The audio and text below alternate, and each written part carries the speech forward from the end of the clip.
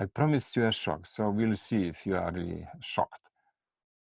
As you recall, we had 55 different voters with preferences over 5 different candidates.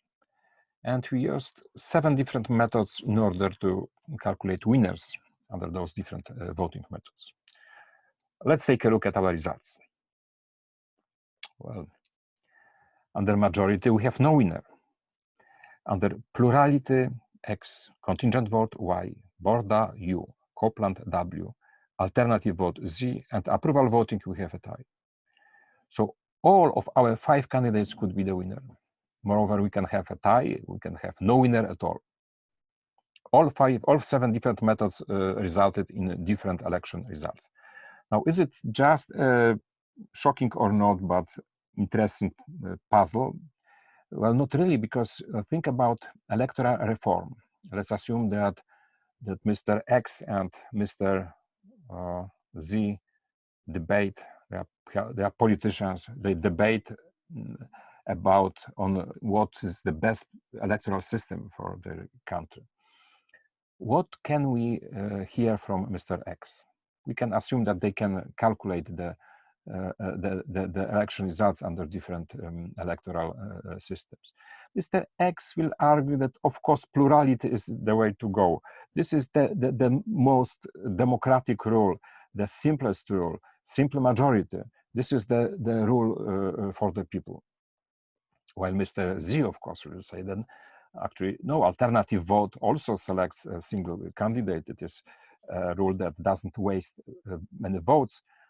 It gives voters more means to express their preferences, because you can rank some other candidates as well. And actually, they will be both correct in the sense that all voting methods presented here, they have some positive, nice properties, and also there are also some problems with them. But there is no best voting methods. Politicians always advocate what is best for them, and we'll be talking about electoral reforms in most importantly the United Kingdom, but also Poland, New Zealand, other countries. And you will see that this is a universal phenomenon. Politicians always evaluate what is best for them, and then they defend this kind of solution as the best for the people, of course, not the best for them. No. But there's also something else here. There's another effect that is as important, or maybe even more important. Different electoral systems, different voting methods may result in different results in very important elections. You all remember 2016 elections in the United States, the presidential elections. Maybe some of you remember the presidential elections that took place in 2000. I will be talking about those elections in a minute. But in those elections, the electoral method, the electoral rule that was used was extremely important for the result of those elections. Then in 1970 elections, we had the case when a very bad electoral system was used. And because of that, a candidate, extreme leftist candidate, Mr. Allende, was elected in spite of the fact that he was actually the Condorcet loser. In the same Chile, 1988 referendum, Mr. Pinochet, General Pinochet, lost this referendum, and he promised that if he loses this referendum, he would organize fully free elections in the next year, 1989. He really organized such elections, but he designed, with his people, of course, the electoral system in such a clever way that despite losing those elections substantially, in terms of seats, he did much better.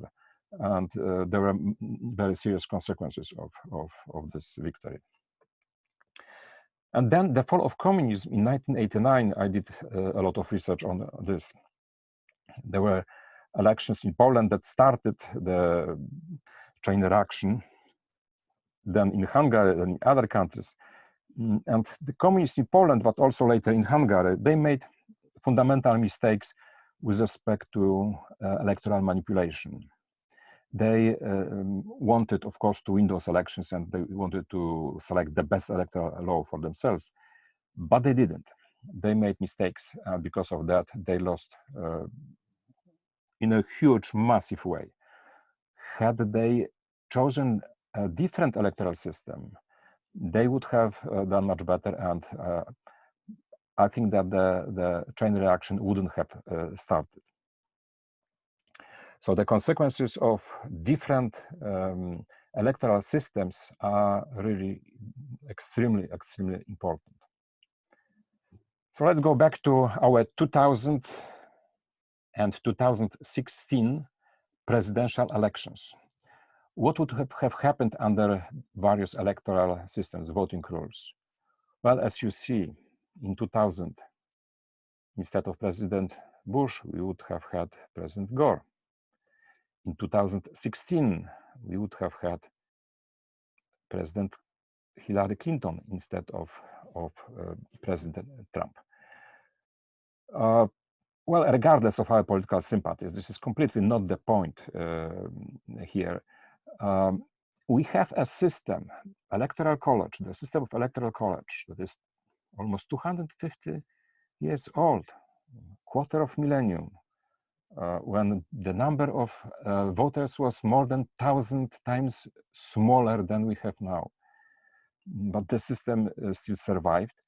And if we have problems with those systems to be consistent, if those methods generate some different electoral results sometimes, then electoral college is even worse in the sense that even when those systems agree, then electoral college may choose a completely different president.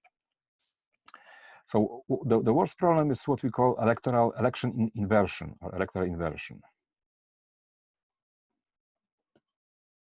Election inversion. So one candidate wins the plurality or even the majority of votes, so the most votes, but some other candidate is the winner. This is what happened in 2000 and 2016. And because of that, we had some, well, short political conflict in 2000. And in 2016, the conflict was much stronger. Mrs. Clinton won 2.8 million more votes than Mr. Trump. And this created and then fueled this conflict, dramatic political conflict that we have seen since 2016 in the United States. Electoral systems have the power to create such conflicts. The United States is a country with very strong, robust democratic institutions. Not everything works well here, of course, but democracy works well. And this conflict didn't lead to any very serious consequences. Coup d'etat, the military taking over the country, or something else, some dramatic demonstrations, bloody demonstrations. In many other countries, maybe in a majority of other countries, democratic countries, a conflict of this scale would have created much more serious consequences. This is what happened in Chile, most notably in Chile in 1970. We'll be talking about this later.